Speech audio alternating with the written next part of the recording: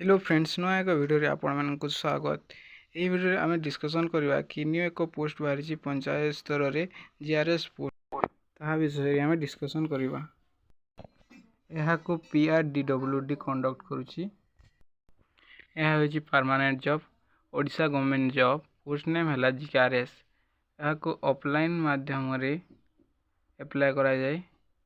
एटा को all Odisha candidate apply करि पारबे। यार पोस्टिंग ओडिशा रे हेबो और यार एप्लाय चली एवं लास्ट डेट ए पर्यंत जना पड़ी नहीं और या को बहुत मेल एंड फीमेल एप्लाय करि पारबे। आपण जदि 10वीं एवं +2 पास करथिले या को एप्लाय करि पारबे एवं आपण को कंप्यूटर नॉलेज ओ लेवल रे थिबा दरकार। आपण को बयस 18 वर्ष होइतबा दरकार एवं 40 वर्ष मध्य रे थिबा दरकार। सैलरी विषय रे एटा ठीक भाव रे दिया जाय नाही। आपण को अन्य एक वीडियो रे सैलरी विषय रे कहबी।